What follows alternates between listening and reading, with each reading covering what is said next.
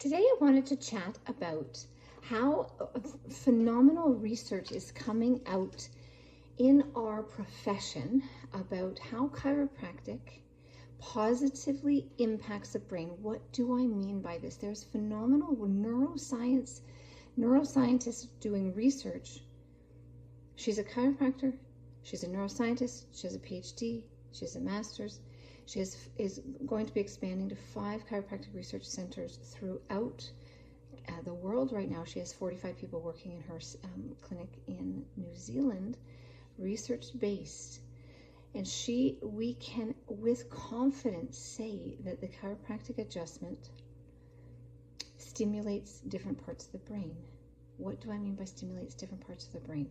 When the spine moves properly, when the spine does not move properly, the little muscle spindles actually the muscles become full of fat, they atrophy, and they become full of adipose tissue, and they don't work. What a chiropractic adjustment does is actually stimulate these proprioceptors, these muscle spindles into action, stimulates the brain. So the only place that brain, she did many papers on this, the specific electrodes on the brain actually spark into action. The first of all, the one we can say is the prefrontal cortex. Why is this important? Well, the prefrontal cortex really does the following: movement control. How I move my muscles. In movement, we have to have some that are protection based and some are movement. So we don't want both in protection and we don't want both in movement, because we're going to hurt ourselves. The synchronicity of movement is how much force do I need to generate to swing a golf club? How much force do I need to hold my flute? How much force do I need to hold different groceries and a child at the same time? So think in terms of activities of daily living. Movement control, accuracy and appropriateness of force generation. Pain processing. Why is this important? People with chronic pain. Right, our pain is perceived in the prefrontal cortex. If we can dampen that, because people have pain even if they don't have significant trauma. People have pain if they have a little bit of trauma. So it's not related to how much trauma that body has been under, related to how much pain. So if we can modulate that pain receptors, because they're in the brain, working memory, task modulation, flexible thinking, planning, and prioritizing. This is critical thinking.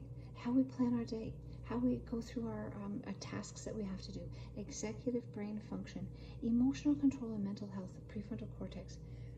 Phenomenal, as all of the stress that we're under changes the way that brain. So if we can, she has researched when we actually adjust restricted segments, so we call them subluxated.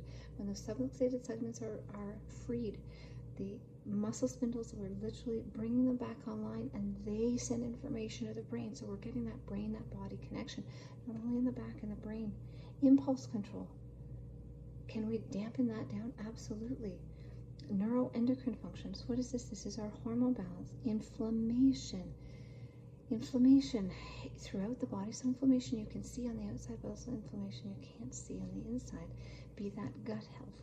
When our gut is working better, brain working better, that gut-brain axis working better, autonomic nervous system.